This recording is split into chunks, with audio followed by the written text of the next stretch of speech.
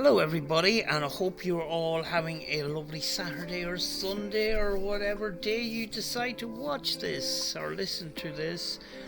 Today I am going to go through two videos that I watched during the week. One was from a channel called Paranormal TEDIUM, where he has a total look at the spirit box. I'm going to comment alongside that, and the discussion of paranormal unity, which was discussed during the week on the Parawakening podcast. So let's get into it. Recently on Rob Hernandez's Parawakening, he says he went into a rant about Paraunity, and I'm going to go in and get into that, but first of all I want to get into some of these videos that go around YouTube, created by people who discredit the spirit box despite lack of research. Now, this channel that I'm going to talk about today is the Paranormal TEDIUM. I give him really hard time the last time he done a video on the spirit box, but I do take note of a lot of his points in regards to other pieces of equipment. But the concern there is that he is looking at the paranormal in 100% sort of debunking way, which it would be nice to see the opposite side to that. Unless he doesn't believe in the paranormal, I don't know. But some of his points on some of these pieces of equipment, I have taken note. And I do get his point, but he has done another video on the spirit box, which I'm going to try my best to go through and talk about it. In Paranormal TEDIUM's videos, very often he is on front of the camera speaking to you, so I don't need to put visuals here to show you, but I'll leave a link in the description to the channel. You can have a look at this whole video in its entirety, itself, and videos on other aspects of the paranormal, like EMF and REM pods and torches, all that kind of sort of thing. Understand that I'm not doing this to put anyone down, and certainly the person in this channel, I'm not attacking them in any way, but I am going to go through the video and see if I can explain some of the things here, and maybe suggestions, so let's get into this. Welcome back to Paranormal TEDIUM, boldly going where no other paranormal channel dares to go, with another episode in the series, Rich's Complete and Utter Breakdown. Broadcasting loud and strong from within the depths of the LOUGH facility. It's here where I check out the devices used by ghost hunters in their pursuits to capture evidence of spirit communication and other supernatural knavery, then try to determine if they really work. So stay tuned. We're about... As I said, he does bring up a lot of equipment in regard to ghost hunting, and I've looked at a lot of these videos, and in a lot of occasions, I question the advancement in technology in regard to paranormal research. With some of the equipment that's brought out on ghost hunts. Let's find out. If you check out pretty much any of the ghost hunting TV shows and YouTube channels these days, then you'll no doubt come across one of these little buggers. The PSB-7 Spirit Box. This one's the PSP-7T version, but the original device was first seen on a Ghost Adventures live episode back on the 30th of October 2009. Now, this is by no means the only spirit box available.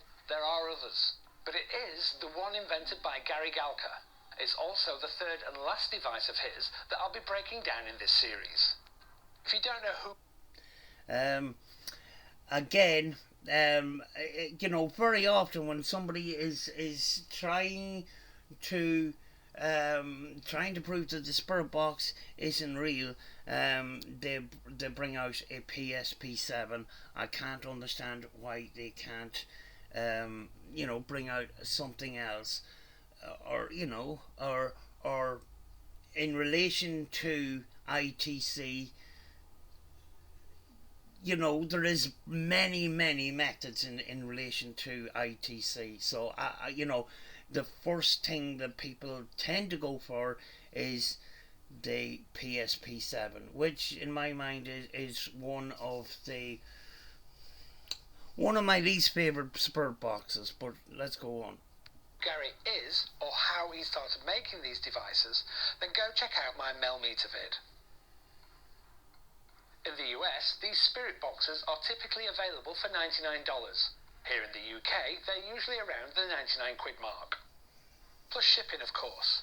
If you follow us on our Facebook page, which I strongly suggest you go and check out, then you'll know that I didn't pay anywhere near that price, thankfully. So what do spirit boxes do? Well, the ProMeasure website, which is the site where Gary sells all his ghost hunting devices, direct to the gull. To ghost hunters. States that, when used by properly trained individuals under certain circumstances, our spirit box will provide results similar to that of an EVP recorder, but in real time. The site doesn't elaborate on the certain circumstances, and I'm not sure your everyday ghost hunter qualifies as a properly trained individual either, but we'll just run with it. Right, let me stop you there.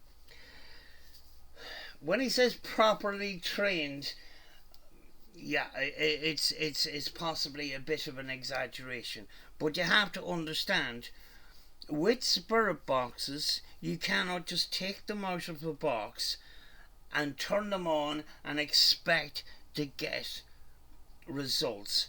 You know, in my case, the first box that I bought, unfortunately, was a Gary Galka product, and it was a PSP-11.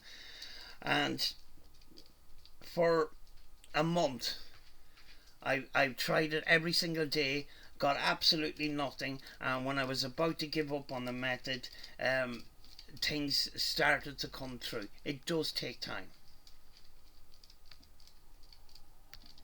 In any case, your intrepid ghost hunter will ask questions into the ether, then wait for responses from the astral plane, all whilst the spirit box sweeps through the AM or FM radio frequencies, either forwards or in reverse, and at a sweep rate that can be chosen from a set range.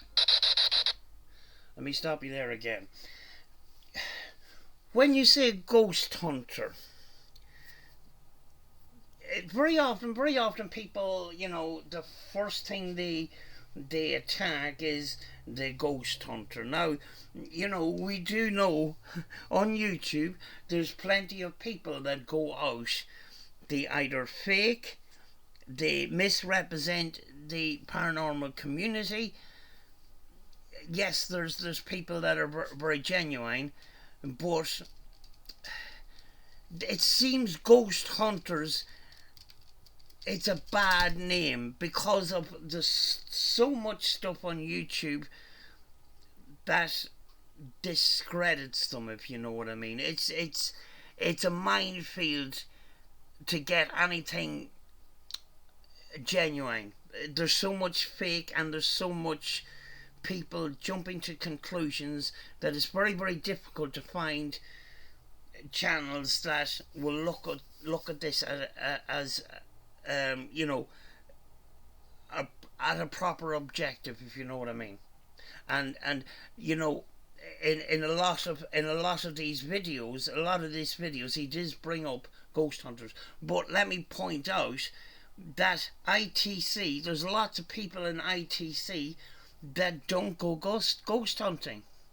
They specifically research ITC. Oh God, that noise. The noise. I have questions.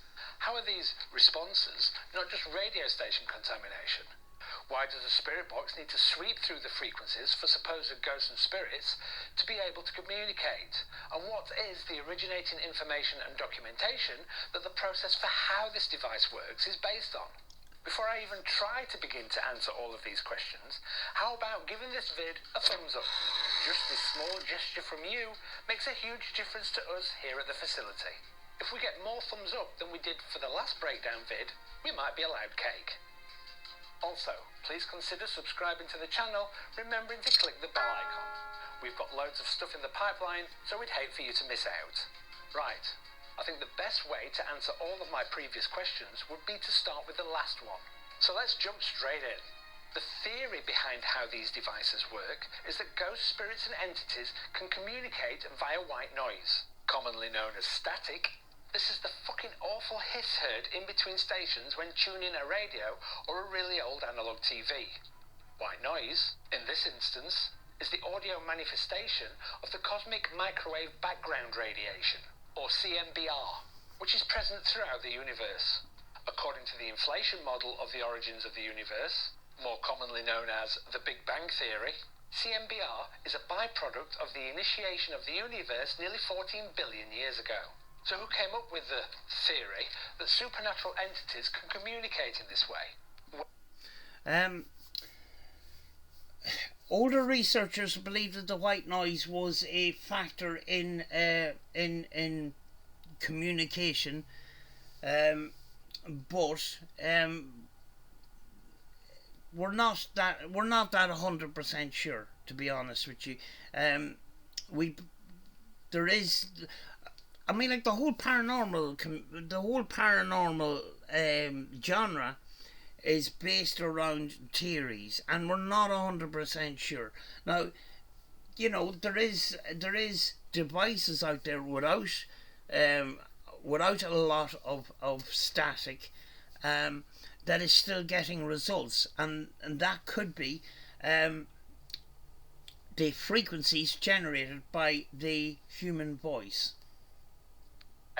Like seemingly every twatting subject that I research that relates to the paranormal, there's extremely little specific information to be gleaned. What info there is just sends you round in circles. If anyone, after watching this vid, has a definitive lead, then please let me know down in the comments. I do understand that a lot of these theories do put people around in circles. I do get that. But you know, when you look at the paranormal in a whole sense, you know, where are the definites? Where are the 100%? The 100%, you know, guarantee that this method produced this. It isn't there. Now you're going to probably say, well, you know, I rest my case, but you know, in the line of ITC, I mean, like, you go back in history, you know, with EVP recorders, reel-to-reel tape, direct radio voice, which is static. There has been results from that, but you know, YouTube is submerged in spirit box sessions, and when the PSP-7 came out, every Tom and Dick and Harry was doing spirit box sessions, and a lot of people were jumping to conclusions and picking up the false positives as communication, simply because they didn't know. There is other people out there, as I says, not in ghost hunting as such, but ITC research itself. We've had responses that would break the laws of FM broadcasting bans, because of the language used. Also, direct responses in the line of numbers, colours, and that to us would not be a coincidence. If you put an object in front of the table and it was an orange ball, and the radio comes out with orange when you ask the colour and come out with ball as the object, if you ask a number of questions and they all turn out to be correct, then you can sort of eliminate chance. What I would suggest, though, is that the theory was most definitely impressed on society's collective subconscious by the release of the movie Poltergeist back in 1982, and is most probably responsible for most of today's current belief in this theory. Never seen the film Poltergeist. I don't watch those kind of films. I started my research with a science teacher revolved around the work of Marcello Bacci, and you are going to bring up the spectrogram or the spectrocom or the spiricom, sorry, and we did look into that, and we had questions which you will bring up in a few minutes, and we have come to the same conclusion around the spiricom. So, but in the line of Marcello Bacci, we could not prove or disprove that the communication was legit. But we would most likely look on the side of it was communication because of it was believed that at times people did remove valves and also removed power from this radio. So, you know, when it comes to Marcello Bacci, I think he had something to do with the communication along with the device itself. But let's go on with this. From the research I've put into this subject, it appears that the theory most probably originated out of the quest for EVPs, with the likes of Attila von Saleh, Friedrich Jürgensen and Konstantin Rodive. But whereas these early EVP progenitors were only recording alleged spirit voices onto vinyl or reel-to-reel tape for later review, a spirit box alleges real-time two-way communication. So who came up with that idea? The first of these devices appears to have been the Spiricom. This device was the brainchild of one George Meek back in 1970. Meek claimed to have gotten the design information via a medium from the spirit world. In 1975, Meek became acquainted with one William O'Neill, who was an electronics engineer and self-professed medium.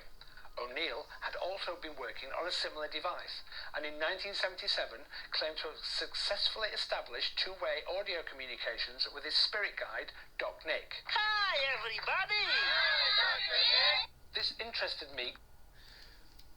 When it comes to George Meek and Bill O'Neill, the question that we asked ourselves at the time was, why was it just Bill O'Neill using that device and not other people? You know, we've loads and loads of questions around that. To the point where he and O'Neill began work on the Spiricom Mark III with guidance from Doc Nick. The last version of the Spiricom was the Mark IV, and the complete 120-page technical manual is freely available online, to which I'll leave a link in the vid description. Before I move on, it would be remiss of me not to mention the Frank's box and its creator, Frank Sumption. Also known as the Ghost Box, this device appears to more closely resemble modern-day spirit boxes, although it only swept through the AM frequency band. According to a blog on the Sinister Coffee and Creamery website, Sumption also claimed he received his design instructions from the spirit world, who also informed him he was a purple princess from a planet called Pleiades. Seriously, A purple princess from the planet Pleiades? Alright, take the piss. Like I says, you have to be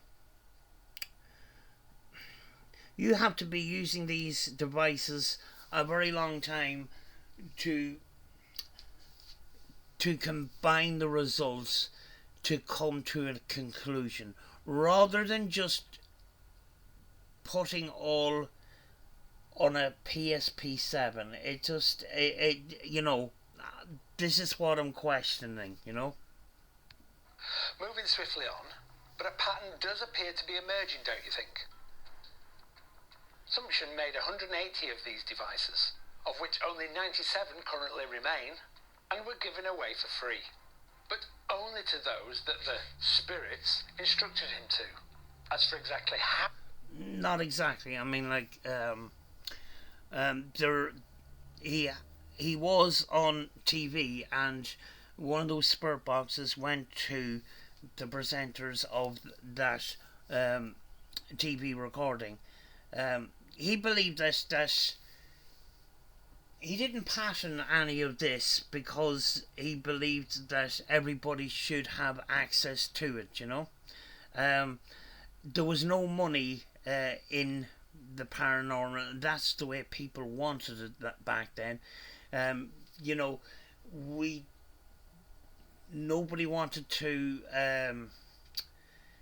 Nobody wanted to commercialize the ITC research and paranormal research back at the time. Unfortunately, finance has muddied the waters when it comes to ITC research and the paranormal, and unfortunately you see a lot of this stuff on YouTube, along with big egos and, as it says, money. How this process is supposed to work, not one person within the ghost hunting community has been able to supply me with an answer. Trust me, I've asked. Oh, they'll state it's all down to twatting energy till they're blue in the face, but nobody... A lot of people will do a spirit box session and ask a specific line of questions based on their visual perception of the paranormal. Now, we don't know what the paranormal world is. Very often the perception is that, we die and our energy, as you say, is energy. Energy can be changed but not destroyed. I know you brought this up in another video, and you say we tend to use this a lot, but the human mind has to visualize something, and very often we visualize something that's probably completely wrong, but we try to visualize it anyway. Now, in that visualization, there is many different types of theories, in other words. I mean, like, the paranormal world, we can't just walk into it and see everything. We just can't. But there's enough evidence there to continue the research. Seems to know in what form this energy takes. Even though science has had a fucking pretty good handle on all the types of energy that exist for a while now. When asked, all people will say is, we know it just works. Reaching much? Moving. I know where you're coming from. I really do. But very often when people make a video like this, they look at the negative side of it. Blow their own trumpet on YouTube or Facebook, and have done years and years of this research, and the reason why they've done it is because they've got results. And I don't know if you've looked into some of those people. I don't know, but a possibility that you should. I mean, like, there's people out there who will say, right, the spirit box is a radio that scans through a number of channels, and it's pot luck every time you ask a question. It's something relevant is going to come up. That's not going to be the case if you're asking specific questions. And as it says before, on the FM band, you're not going to come across a station that's going to call you fat, C-U-N-T, because that's happened to me. I'm not going to go into my weight, but anyway, let's go. On to the second question: why do spirit boxes need to sweep? If supposed spirits can communicate via white noise, why not pick just one frequency that's purely white noise with zero radio contamination and try receiving ghostly voices there? The answers to these questions are inextricably linked to my first question about radio station contamination. To get to those answers, I feel I need to explain my initial experiments with the spirit box before discussing my thoughts on this. The first thing I did upon receiving my spirit box, and I challenge all spirit box users to do the same before they perform any session in a location. Just do it. I know you won't. Was to create a list of every single frequency that the PSB7 picks up on both the AM and FM bands. On the AM band, this device starts at 520 kHz and goes up to 1710 kHz in increments of 10 kHz. So that's 120 distinct frequencies. On the FM band, it starts at 87.5 MHz and goes up to 108 MHz in increments of 0.1 MHz or 100 kHz. So that's 206 distinct frequencies. Then I manually scanned through each frequency on both bands and noted down the frequencies where radio stations came through. What I found was most interesting. Radio station transmissions bleed over into adjacent frequencies, which is more apparent on the FM band. The spread of yes, what he's saying there is, when a station comes up on a frequency, it can bleed over to other frequencies, which will prolong the station being on a specific scan. Say if you're scanning at a certain speed, you're expecting the station to come in for a split half a second or you know, thereabout, and go on to the next one, jumping from station to station with very, very little radio audio to come through. But there is, you know, on a stronger signal, that radio station can bleed onto another frequency. But the question I want to ask is, do you listen to the other layers in behind that? Because very often it's not the snippets of radio, it's the layers behind that. Frequencies can be up to 5 increments where a station can still be heard. However, this does still occur on the AM band, where specific radio station frequencies fall just off the 10 kHz increment step. This is usually within 2 to 3 kHz. So what does this mean? To me, it means that when TV shows and YouTube channels state things like what we heard spanned multiple frequencies, therefore couldn't possibly be radio contamination, is that they're full of shit. Or they're just... Now that, you know, he does have a point there, that some people will pick up a false positive. The question is, you know, the line of questions asked and the specific answer. And as well as that, you tune your ears to hear these snippets of radio. Very often those responses that come through in regard to your question are a completely different tone. And you will hear that, and you will in time can train your ears to hear those different types of communication coming out. So you tune your ears to hear the snippets of radio, but very often when you ask a question, that response will come out on a different tone than the frequency that comes up with the radio snippets. Out and out lying to you. The sweep rate at which frequencies are cycled through is also a factor. As mentioned near the start of this vid, the rate, which is denoted in milliseconds, is somewhat adjustable within a set range. On this Rev 5 version, the range is 100, 150, 200, 250, 300 and 350 milliseconds for both AM and FM bands. On the Rev 4 version, the AM band has different sweep rates that go up to 500 milliseconds or half a second.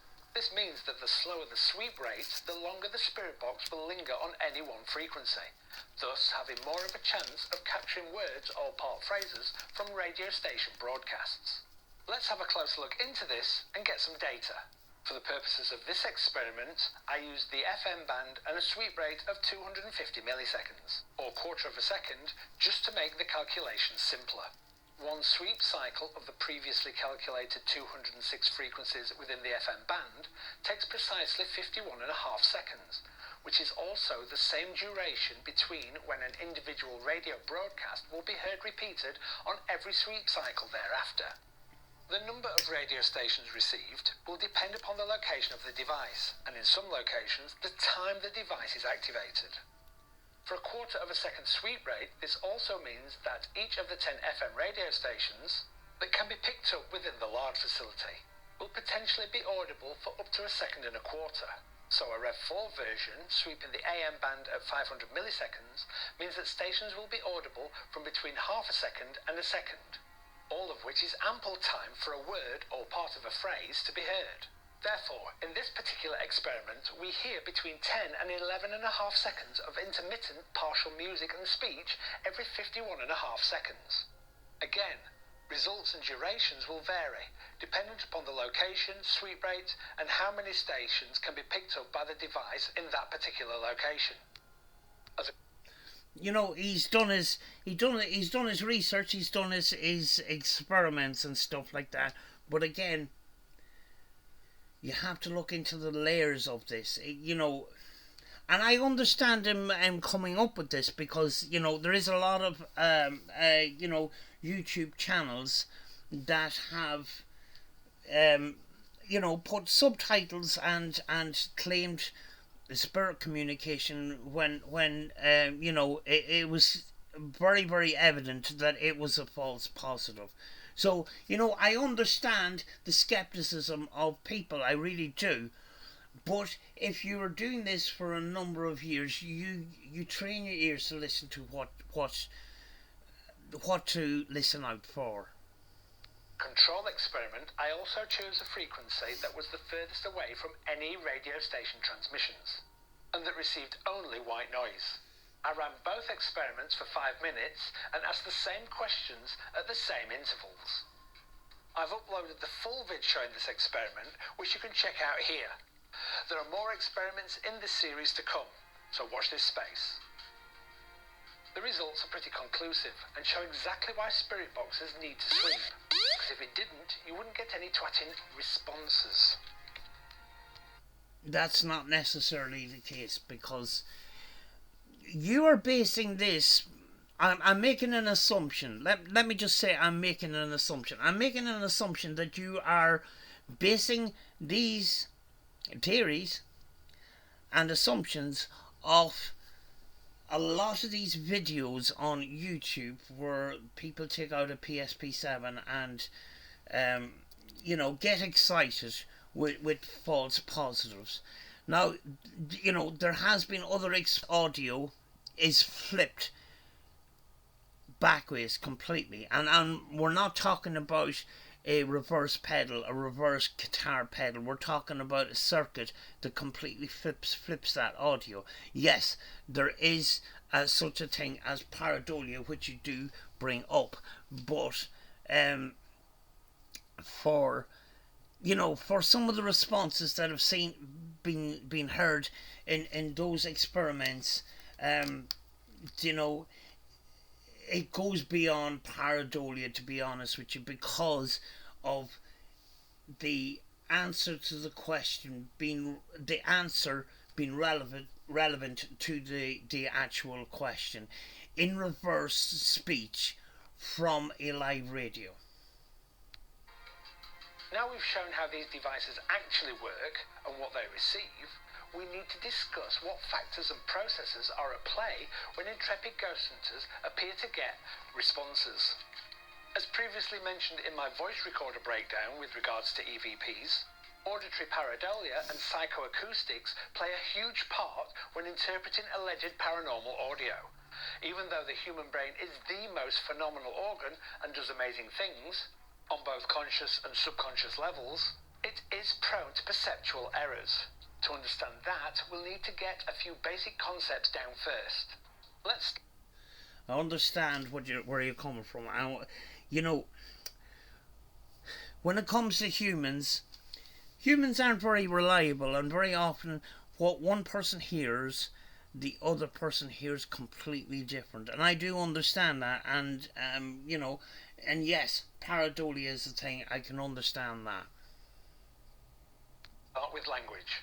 All languages are made up of what are known as phonemes. As defined on ProWritingAid.com, a phoneme is the smallest unit of sound that makes up a complete word.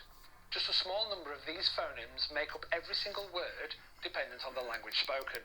For example, the common consensus is that there are 44 distinct phonemes that make up the entire English language. That's just 44 individual and unique sounds that make up each of the ever-increasing number of words we use today. If we take into account the sweep rate being used at the time of the Spirit Box session, the chances are that only snippets of words or phrases will be heard at any given point. This then gives rise to the potential misinterpretation of the phonemes heard as other words, which is where auditory pareidolia comes into play. We're trained and wired from an early age to recognise and understand human speech. So when we're subjected to something approximating human speech, our brains try to make sense and understand it. To show this process in action, I've linked a vid by a channel called Monotone Tim that I highly recommend you go and watch.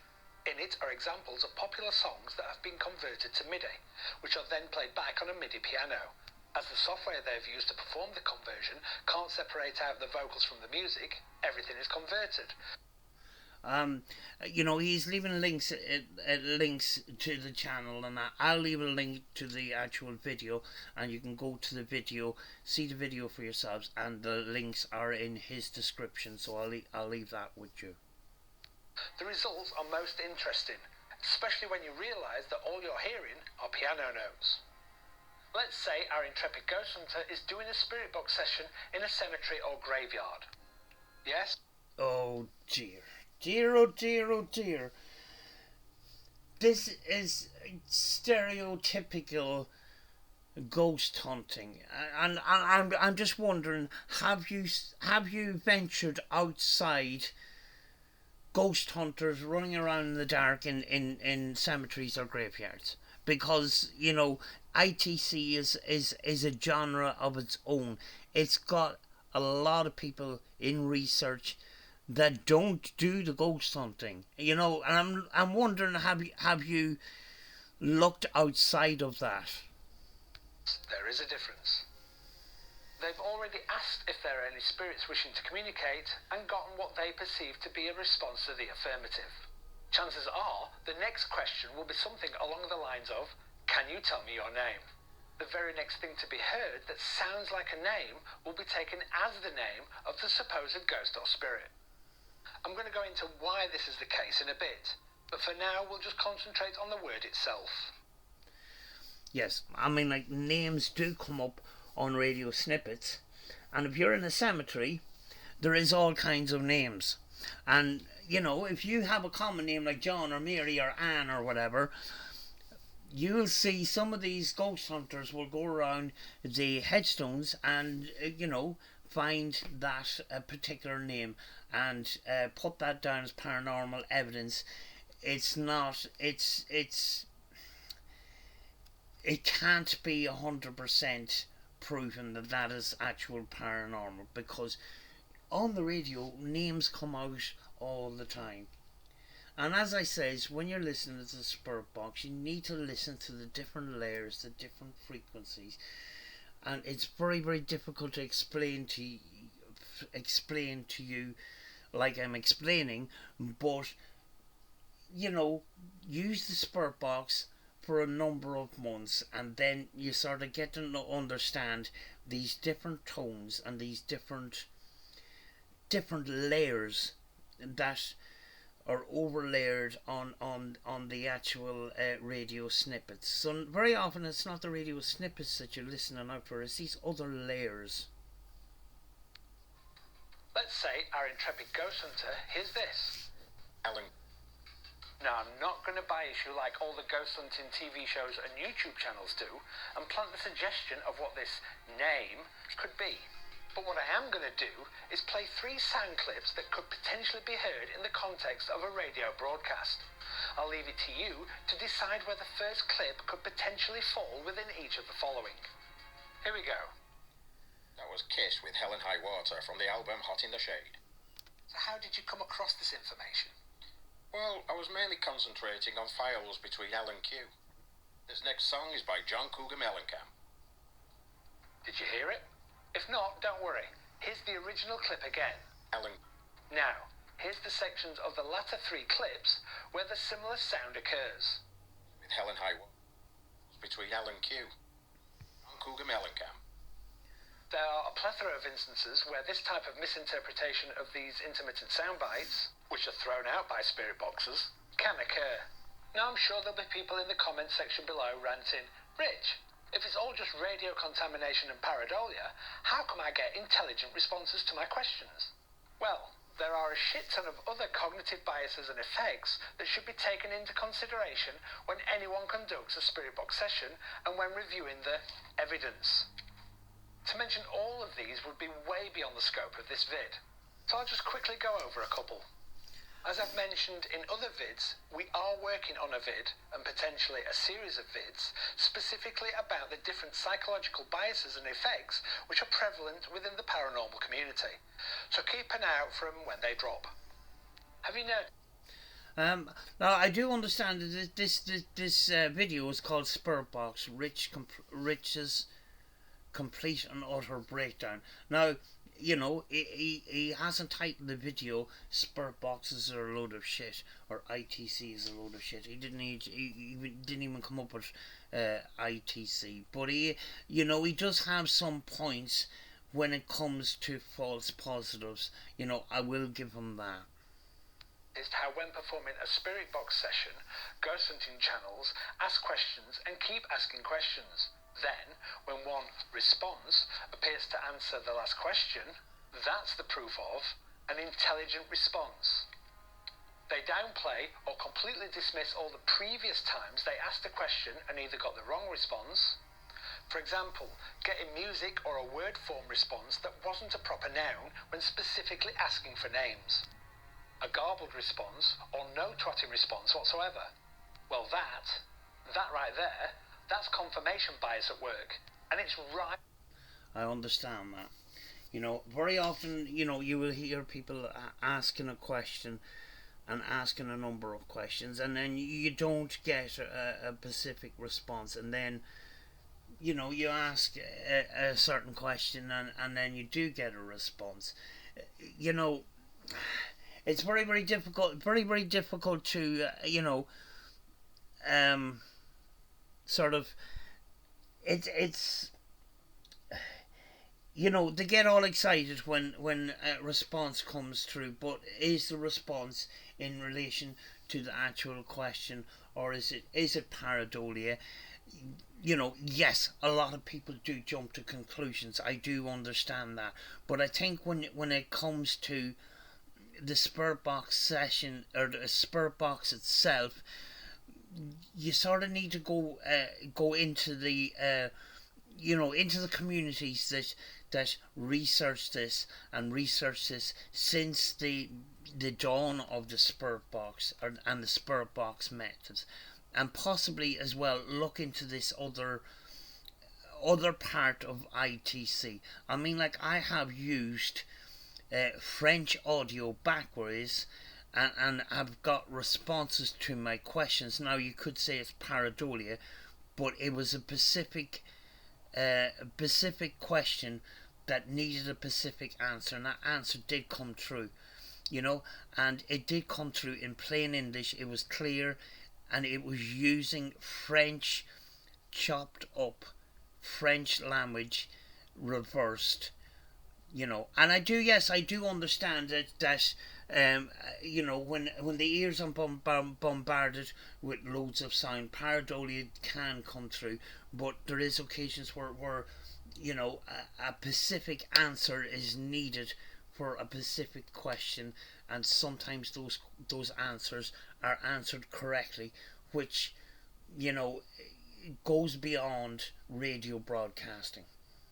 Within the paranormal community, the definition of confirmation bias is the tendency to actively seek out, favour, interpret and recall information in a way that only confirms a pre-existing belief, and not look for, or just completely fucking ignore, any and all information that contradicts or challenges that belief, which is what we see time and time again in all ghost hunting TV shows and YouTube channels. Next, we humans are extremely adept at attributing meaning to completely random and or coincidental events Completely that we agree. perceive to be more than pure chance. Yes. For example, if you dream, think or talk about someone and that day or the next that someone gets in contact with you, does that mean you're psychic or have precognitive abilities? Let's go back to our previously mentioned intrepid ghost hunter performing a spirit box session amongst the gravestones. They now have what they perceive to be the name for the alleged spirit they're talking to. They perform a quick scan of the surrounding gravestones, which reveals one with the same name. This will then become the focus for their next round of questions. Is this the grave of the talkative spirit? How many other gravestones bear the same name? It's all food for thought. So, in the face of all the information we've gone through in this vid, is there any fucking wonder that what's output from spirit boxes is interpreted as spirit communication by intrepid ghost hunters? Before spirit box users can categorically state that what they're getting in sessions are actual spirit communications, they must exercise more control over these sessions. As mentioned earlier in this vid, whenever a spirit box session is performed in a location for the first time, a manual sweep of all the frequencies should be performed, to which a note of each radio station heard should be made against the corresponding frequencies. Also, a camera should be focused on and recording the spirit box for the entire duration of the session. That way, if an alleged response is heard when the footage is reviewed, a check can be made against the list of frequencies and radio stations. This will then determine if said response fell on a frequency that contains a radio station transmission or not. If it did, then it should be dismissed. Irrespective of all of this, the argument over whether spirit boxes do indeed receive spirit voices may all soon come to a head when the switchover from analog to digital radio occurs. This means that at some point in the very near future, there will no longer be any transmissions on the AM/FM frequency bands. That's something that actually worried me. A complete changeover from analog to digital. You know, the question is, there's a lot of these people that have a lot of these hobbies in amateur radio, the old-fashioned radios. You know, if we change completely over to digital, that would render the old-fashioned radios useless. And do we really want to throw away all that when radio was analog for so long? Maybe a switch over to digital running alongside analog could be possible. I don't know. I haven't looked into that, so you know, that was something that I was a bit concerned about. With potentially a very few exceptions. On that day, the collective sphincters of the entire ghost hunting community will be twitching harder than a rabbit's nose in a crop of carrots. The switcher. I mean, like, you know, switching over to analog will not, I don't think it will kill ITC as such. It would just, if there was a switch over to complete digital, you know, we just have to adapt to it, do you know? Will either mean that spirit box users will be completely vindicated, as voices will still be heard even in the absence of radio station contamination. And as one, they'll shout a big fuck you to all the hardcore skeptics and non-believers. Or they'll be left with a then proven to be useless piece of kit, as absolutely nothing is heard on it from that point on. To which all proponents of the spirit box will then have to swallow their pride and admit that they've just been talking to themselves all along. In the meantime, though, I'm sure the entire ghost hunting community will continue to assert that spirit box communication is genuine. But time will tell, and we'll just have to wait and see. Who's excited for the radio digital switchover? I know we are. Leave your thoughts on the use of spirit boxes and on which way you think the switchover will go down in the comments. Whichever way it goes, you can be sure that Paranormal TEDIUM will be there to cover, analyse, discuss and potentially take the piss in the aftermath. With that in I think you're looking at this in a sort of. I think you're looking at this in a negative way. I know that you didn't title the video in a negative kind of way, but you know, I think you're looking at this in a very, very skeptical way, and you know, throughout your video, you've specifically targeted ghost hunters. You know, spirit boxes is part of the ITC research, and as I said before, there's a lot of people that put a lot of hours into this kind of research. Now, I do understand about the pareidolia and you know, a lot of this stuff on YouTube. I don't specifically stopped watching a lot of stuff on YouTube, especially when you, in order to sort of suss out the wheat from the chaff, as it were, you have to look into somebody's personality. Are they prone to jumping to conclusions and getting all excited on a false positive on a very, very regular basis? You know, and as I says, you know, a lot of you know, on YouTube it's very, YouTube's an entertaining platform, and it's very often the goal is to get as many people watching as possible. But then again, there's other people that just don't give a shit. Do you know? You know, they'll do a session and they'll put it up, and you know, it's for their own sort of archives and stuff like that. You know, I'm questioning whether you've gone into the full aspect of ITC in general, because, you know, when it comes to sort of moving over to digital, other methods and ways will be experimented on. Now, you know, you may say, well, you know, what is spirit communication? I could ask the same question, what is the paranormal? And you would ask the same thing. I understand that. We only know a fraction of what the paranormal is and what ITC is. You know, we've only sort of started to scratch the surface of this. We know very, very little about all of this. And that's why we are trying different things. Some things will work, some things will not. But it would be a very, very big mistake to discredit and dismiss radio communications as a form of ITC when we haven't fully delved into all of it. You know? But I'm going to leave it at that. As it says, I'll leave a link to that video in the description. Go and have a look at the channel in regard to other devices, REM pods, EMF detectors, flashlights, other aspects of the paranormal, which he breaks down as well. He goes into great detail. During the week, the Parawakening done a live stream, and in that live stream, he had brought up the subject of Paraunity, which has been rolling around for a number of years. And, you know, personally, I don't think that Paraunity is achievable, and Rob thinks in the same way.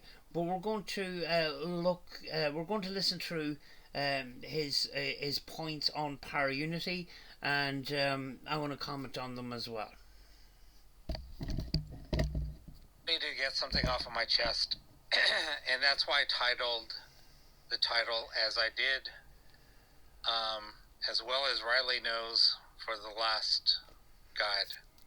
And I don't know why people are trying to stir this back up. They're talking about Paraunity. The whole thing. Paraunity has come up a number of times, and it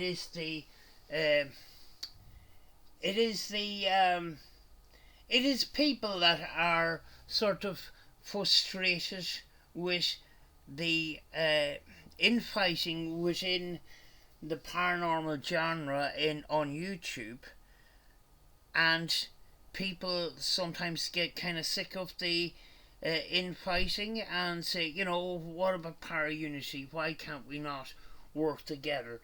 There's a number of reasons why we can't work together. Yes, we can work together in a small tight group, like 2 or 3 people. But when you talk about Paraunity as a whole, as a community, as a group, there is too many conflicts that can occur within a large group because of the paranormal itself. There is a number of theories, there's a number of beliefs, and those beliefs very often conflict with somebody else's belief, and that other person would dismiss another person's theory or belief because of their own belief, if you know what I mean. With Paraunity, God, where do I even want to start? I'm going to go on a little rant. So, people that have been in this field for longer than 10 years will know that Paraunity was tried to...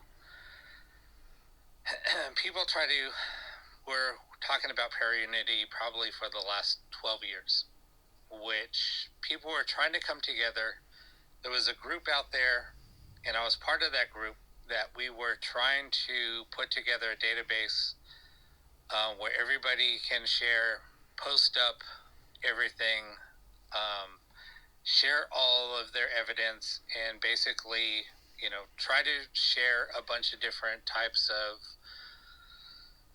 moon phases, solar flares. You know, anytime you did an investigation, you basically filled out a long form. I mean, it was a lot of data that you collected. So everybody was kind of all on the same page at one point. But as well as everybody knows, ego comes into play. And then from there, it just all starts unraveling. And I'm just wondering about the ego thing. I wonder, is it YouTube and social media that's inflated these egos, or did the egos exist pre-internet,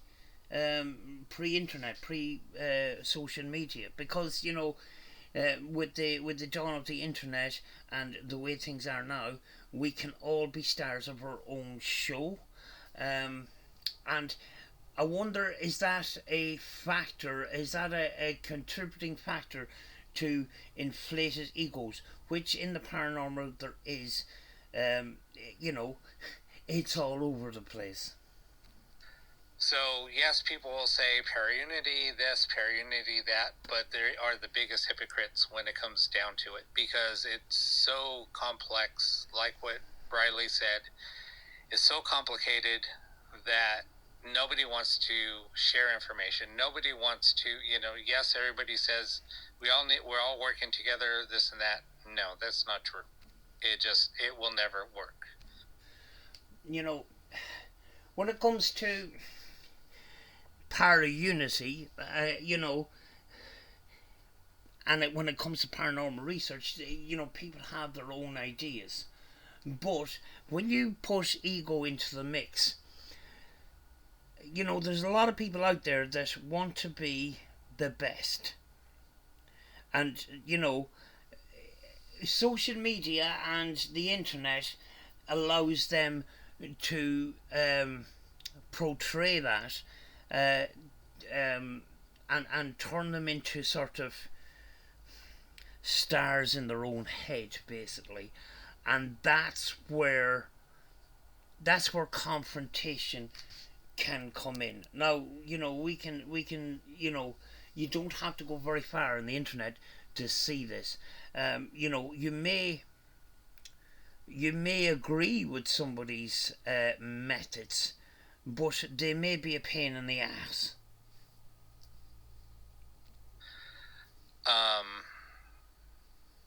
Just because it's like anything else, egos come into play.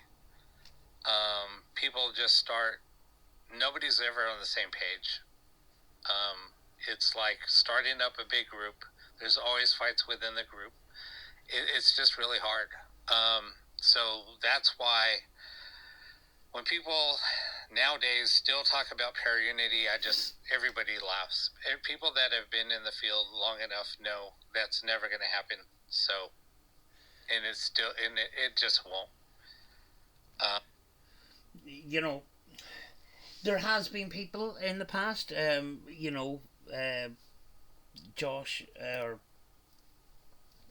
Rob mentions Riley and the truth seekers. Other people have tried these groups of people, but then as I says earlier, everybody has their own ideas, everybody has their own theories, and then you've got some of these people that have come onto the internet and want to use the paranormal to make themselves look bigger than they actually are, and that frustrates people. And that is one of the aspects of the confrontation that can occur within a group. You got in a group, when you think about organizations, sometimes you've got a leader and stuff, and with a Paraunity sort of idea, you don't want somebody as a complete leader of the group, yet there'll be a competition within that group to be the top person in that group, and that's where very often confrontation will occur. And it just kind of makes me laugh. And everybody that has been, like I said, I know I'm repeating myself, but a lot of people that have been part of that, where they were talking about Paraunity years ago, knew how that happened and all the fallout that happened, and it just never will ever happen. Now people are trying to do it for the last few years, probably 2 years and recently. It's just, it'll never happen.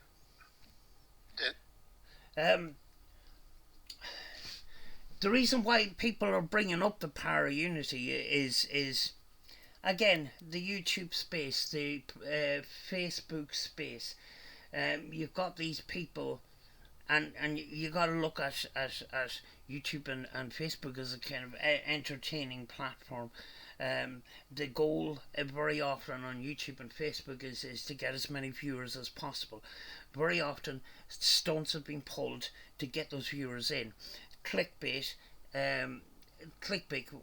which can be deceiving in itself, is often used in the paranormal to attract viewers to a subject which in reality can be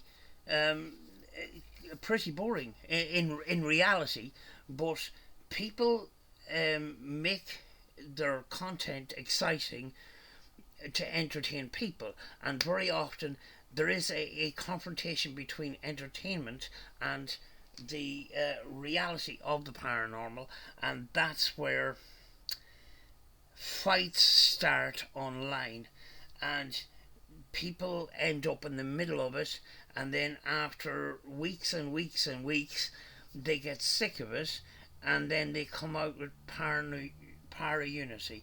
Can we work together?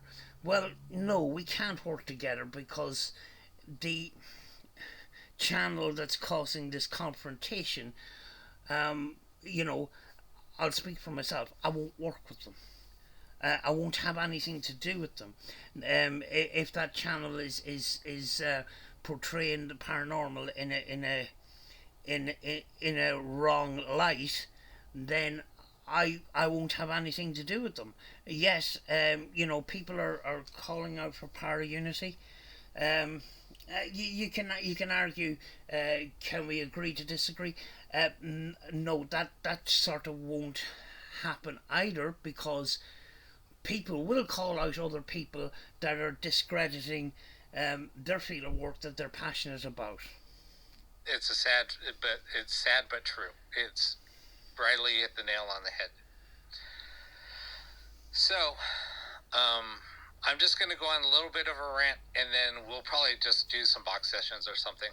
And maybe I'll just ask, if you guys want to chime in on the topic, then that's fine. I'll leave a link in the description to this video as well, and this channel. So go into the description, have a look to the Parawakening on YouTube. Now I'm going to go off to another topic, which Riley knows a whole lot about this also. Riley, I'm sorry, man. I think you should have been a guest tonight, and you and I could have just talked up a storm. There's somebody called Riley in the chat. That is the order of magnitude paranormal, or paranormal and personal. He was in the chat, and he wants to bring him on the show. Just in case anybody didn't understand what he was talking about. Now we're going to go into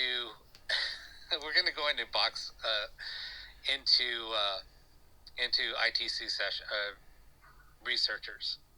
It's kind of funny because back in the day, there was a certain person that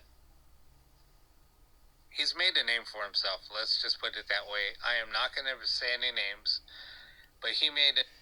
I'm not going to say any names either, but there was plenty of videos on my channel on this person where I took the piss.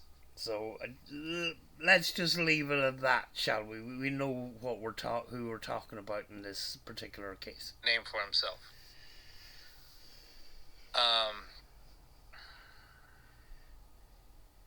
So the funny thing is, at one point in time, he was a legitimate ITC researcher. And honestly, I think I will give him credit to this day that he brought ITC, I think, more into the mainstream than most. That is actually true. This person started off with such spirit boxes as the mini box and the Sanjin and the Frank's box and the Joe's box, and actually he was getting good stuff. Then ego started to set in. Then commercialism set in, and it all turned to shit, basically. But he was one of the first to sort of bring the ITC out into the mainstream on YouTube. There's some great people out there that are doing some amazing things with research. And after there was a big fallout, once everybody saw what he was doing, he was good. But yet he started faking stuff. So, in turn, a lot of us feuded with that person. Actually, with that person. Riley was one. I was another. There was quite a few of us that kind of all band together. And then Mortis the Wizard came out and started doing some amazing things. So I'm just gonna way back in the day when I sort of restarted doing ITC research and spirit boxes and stuff like that, I came across Order of Magnitude. And the first video I'd seen was him with a guy called Mark Smith going to a forest, and I thought, this is kind of strange. He's got this purple dinosaur and stuff, and then there's a whole story behind the purple dinosaur. Let's put it that way. I have one myself, but there's a whole story behind the purple dinosaur. And I thought, this is interesting, you know. And then, you know, I subscribed in that, and then I seen his channel, and then I seen his videos, and I seen him calling out Steve Huff, which it's very hard to say this, but I believed Steve Huff at the time, and I got very pissed off. I made some very angry comments in his videos in the past, and I unsubscribed, and he disappeared from my mind. Then a couple of years later he popped up again, and by the time he had popped up again, I actually believed what Order of Magnitude was saying about this particular person. Before that, I seen it as calling out somebody that I actually believed in. But you know, as I seen more and more of these sessions, I started to question things. I started to pick holes. When Order of Magnitude's channel came back into my radar, I started binge watching some of these other videos calling out the person, and it resonated with me because I had sort of figured out some of this, and actually we became, you know, we were on the same page then, and you know, I've agreed. I changed my mind, and that's the thing. Sometimes, you know, you follow a certain person until you start to pick holes, and then you see what it really is about, and that was that commercialism came into this particular channel, and it was all about money. And in order to make that money, there was stunts being pulled. This person was making himself out to be the king of all of ITC and putting himself up on a pedestal. When somebody starts putting themselves on a pedestal like that, there is questions to be had in relation to their, you know, their goals and their personality and their intent. Mortis kind of took over with all the legitimate stuff. Riley started doing a lot of amazing things. There was a lot. I could name a few other names that were doing amazing things and are still doing amazing things. But now it's like there's more people now coming out, and I'm noticing more and more that there's other people doing shows and things like that that are some of the things that people are doing now is just, I'm just shaking my head, and it's just really, I'm going to just say it, it's pissing me off, because, you know, a lot of people are still doing hard work, and there's more and more people masking audio and hiding what the source is. The other thing is too, there is people out there that put themselves on a pedestal even though they don't do an awful lot of work in ITC. and sort of make out that they do, when in fact when you look into it deeper, they're not actually doing very much. They're just talking about other people. And that is another part of all of this, and the confrontation that can be had. And if you have to use pedals, you have to use different things to mask the audio, then what are you trying to hide? It's like, just use raw audio. Just use a freaking radio. Don't use any type of, suppressors or anything to hide the audio of what you're trying to hide. It's just, it's sad. It's like the field is never going to get anywhere. It's not going to go anywhere. The field is starting to get stagnant again. And it's just sad. And this is the referring to this channel that we've been talking about, who came out with this idea of, well, he didn't come out with the idea, somebody else came out with the idea, but he ran with it. And then he started buying small guitar amplifiers, and attaching a guitar pedals and connecting them up. This changes the audio. This was marketed as a telephone to the dead. It was marketed at between $2,000 and $4,000 at the time, and it was classed as his discovery and his invention, which basically it was a sound setup, but it wasn't an invention. It was just a connection of genetic audio parts used in music. It wasn't a discovery. He didn't make the circuits. He didn't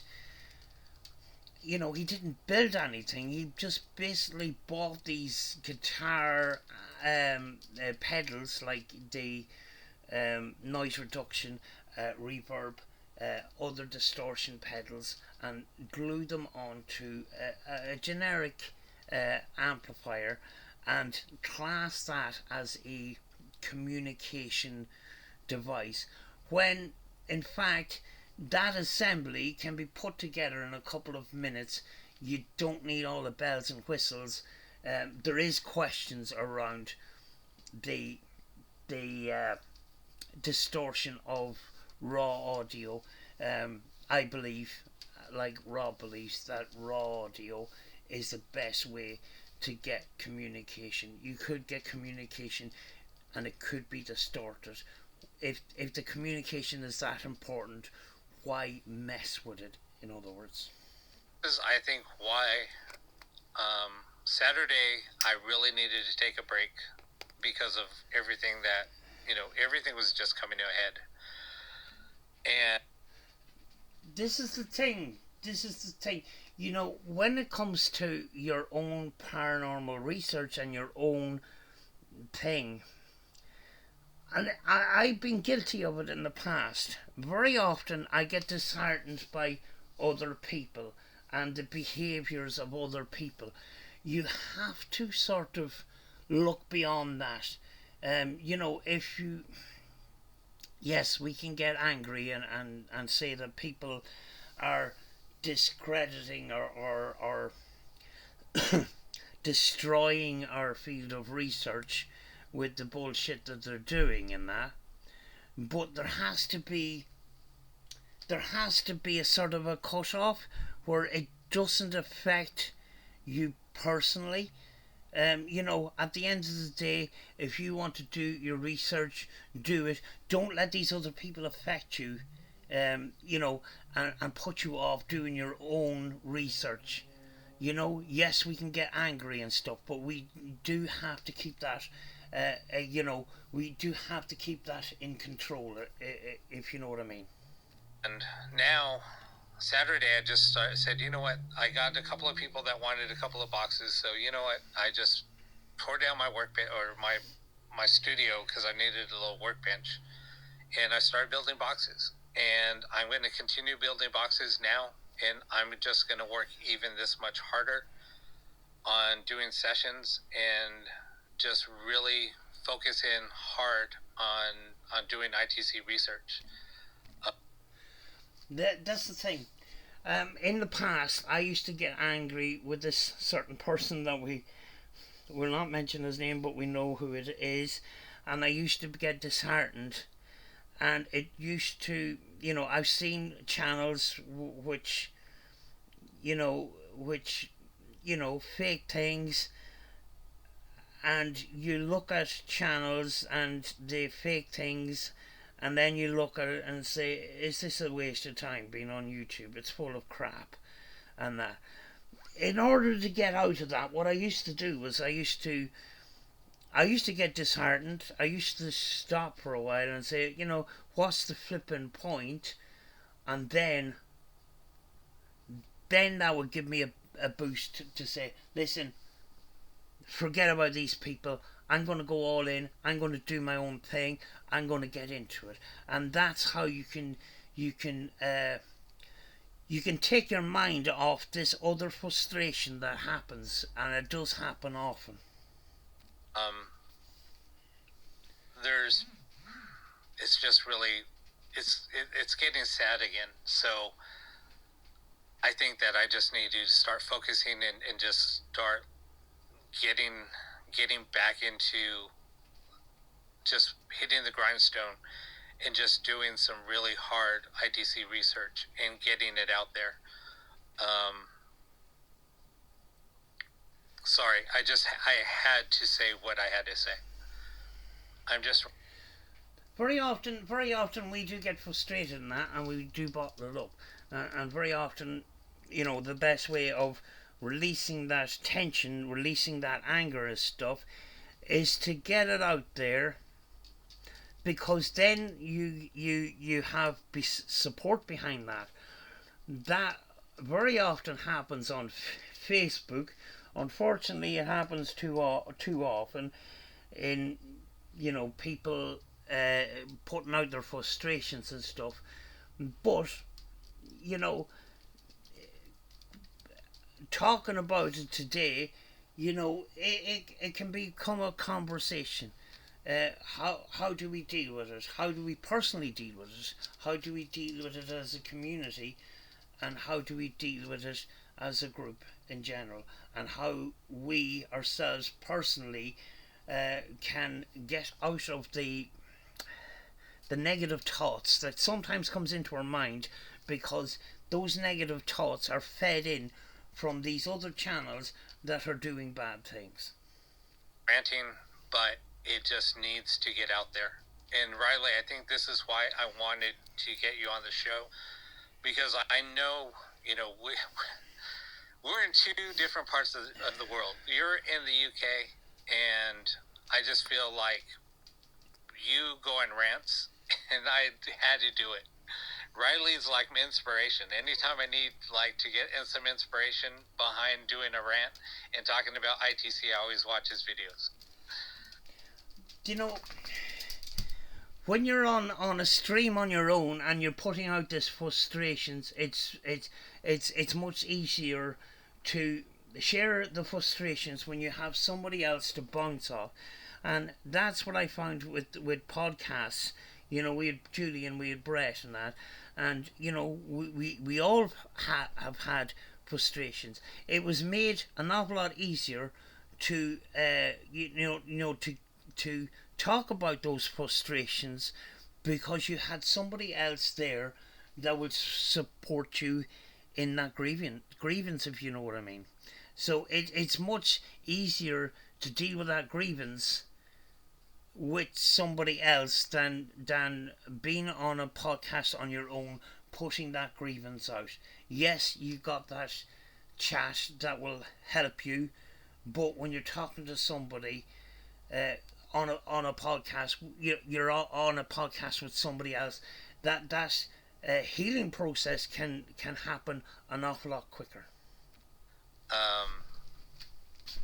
So yeah, yeah, I think that's why I just had to do what I did tonight. I was going to even take the night off tonight, but I had to do it. I know I was going to be there for Lindsay. I told her she needed some rest, but yeah, virtually, I mean, I'm trying to help her out, but you know, this needed to be said. This is something that I needed to do.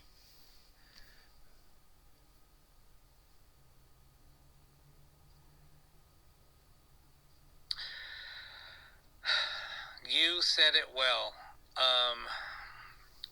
ITC research. I mean, let's just get down to the whole thing, Riley. I mean, let's just get down to business. I mean,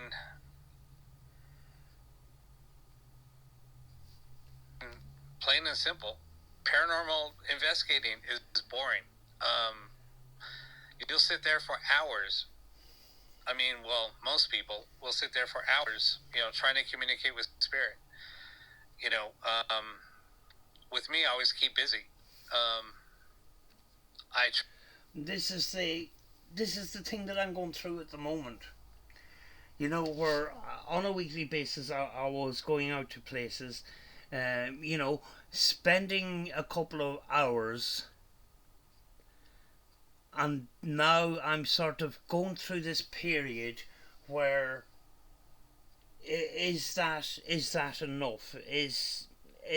You know, can we look at this in a different kind of way? Because when it comes to the ghost hunting side of it, where you go out to a location and you try to get evidence, you try to get contact or whatever, everybody seems to be on the same script as the sort of the TV shows. And I'm in the last while I've been going through this, saying, can we go into an investigation with the script not on our mind and approach it in a different sort of way? And these, you know, these confrontations is happening in my head, where I'm saying, you know, yes, you know, I've done a number of investigations over the last couple of years, but is it all just the same? You know, can we approach it in a different sort of way? So that's a confrontation that's happening within me the last while, and one of the reasons why I haven't gone out, you know, as much. You know, along with some health issues and stuff like that, but you know, we'll not talk about that now. But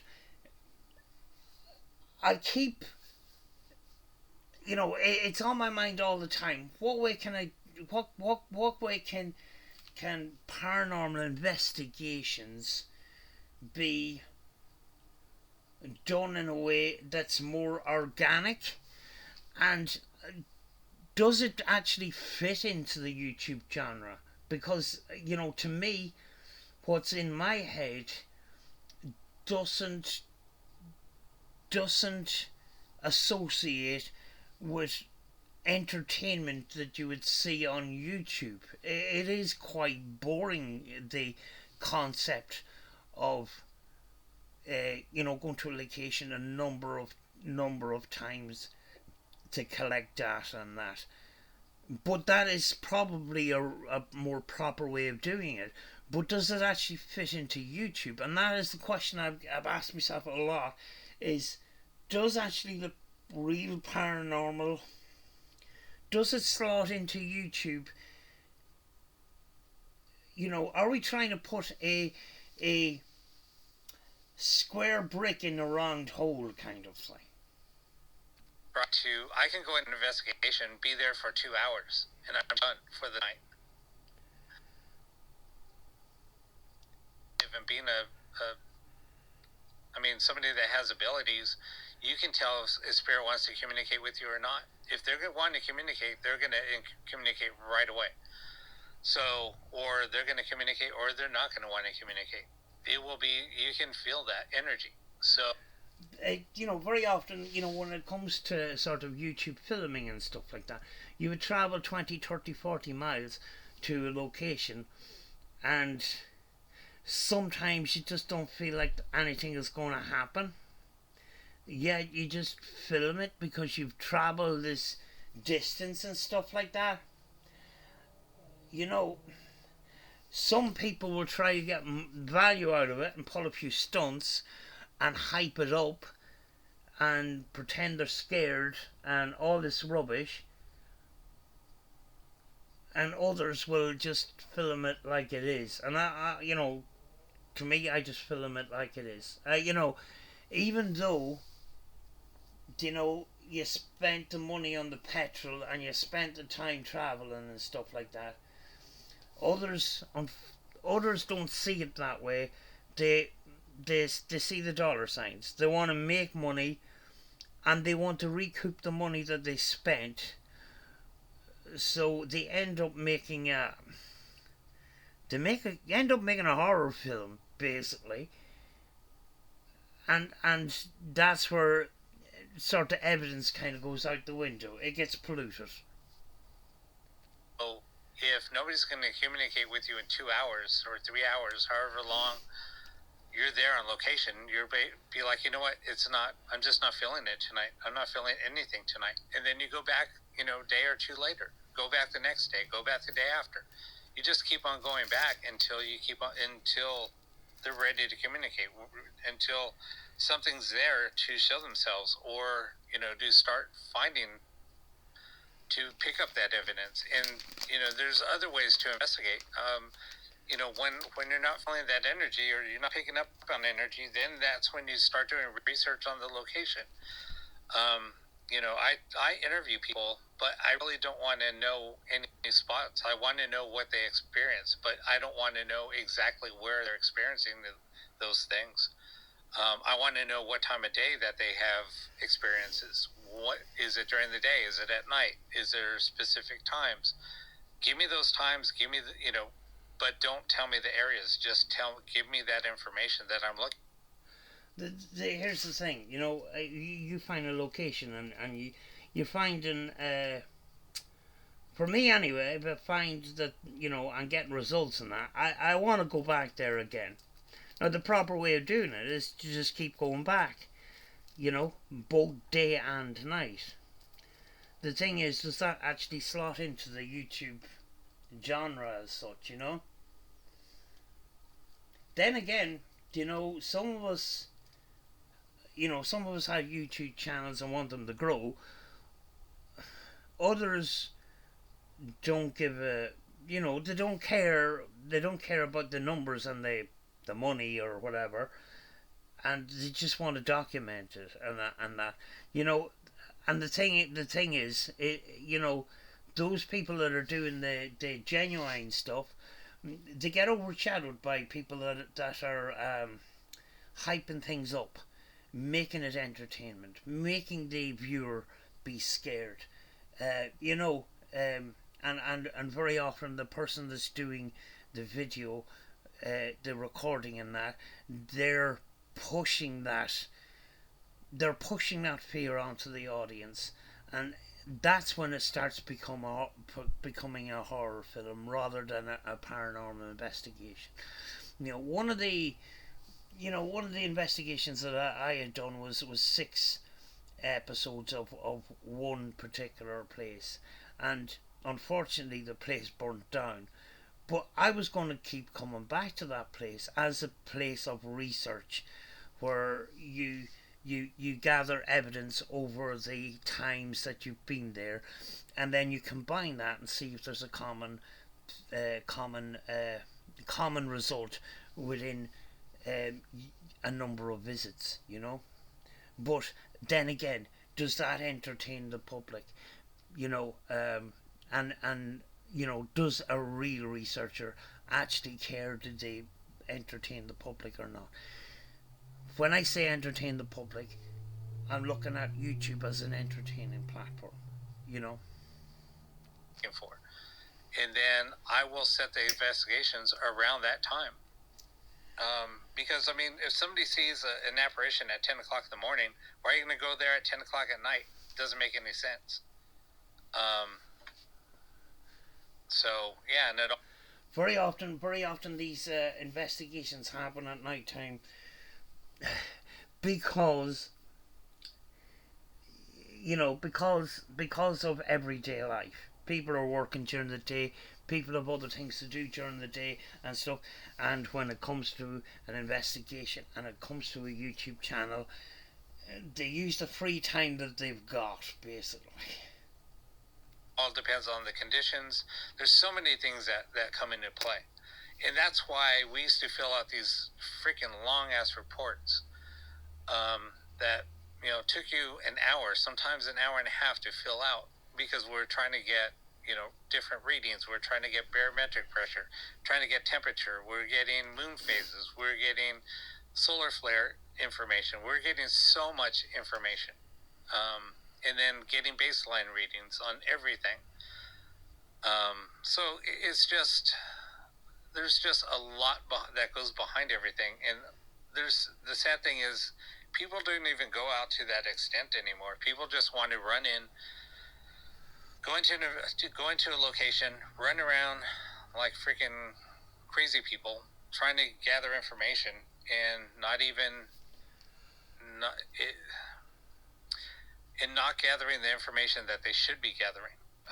It's just the other question I would ask is, when you have a YouTube channel that's based on paranormal, are you going to a location to please an audience, or going to a location because you want to do paranormal research? Does people put the cart before the horse? And very often they will put the cart before the horse on the YouTube platform. When they see that their channel is starting to grow, they'll focus on that.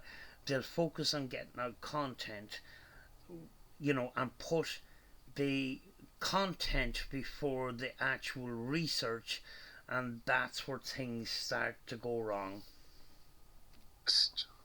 That's why everybody's looking for instant gratification these days. Nobody wants to put in the time or effort. And that's a sad thing. And this is why I say there will never be Paraunity, because nobody will ever be on the same page. When you say same... Anyway, rant over. Everybody will never be on the same page, and that is true. We're all human beings, we're all different. The thing is, when it comes to Paraunity, or the paranormal in general, there's so many different theories, there's so many different beliefs, and all those beliefs and theories differ somewhat from person to person.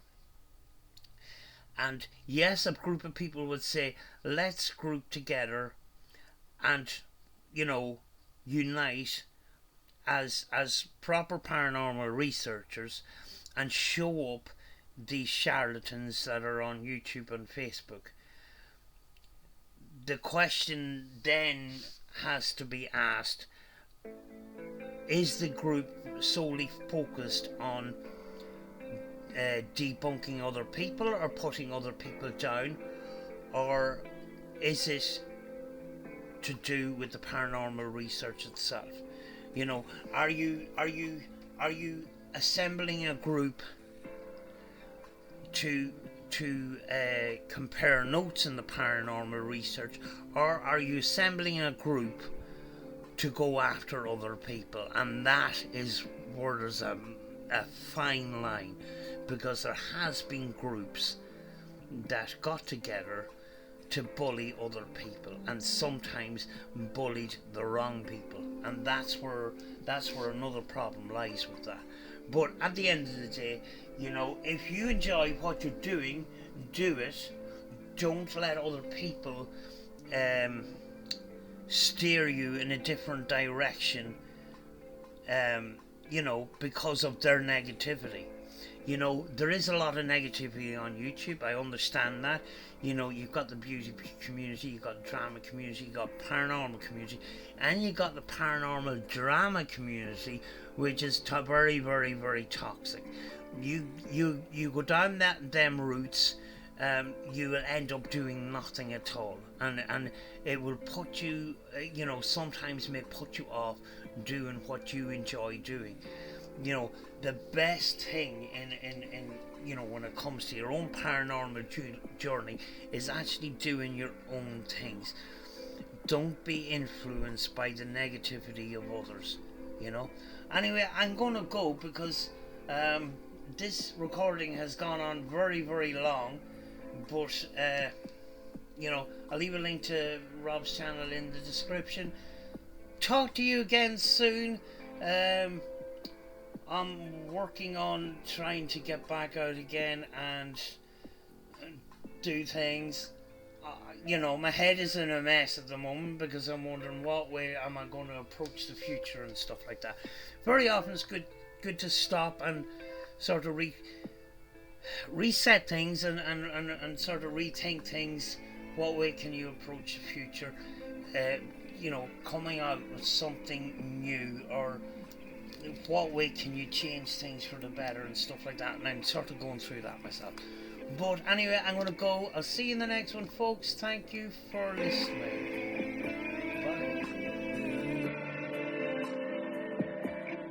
Bye.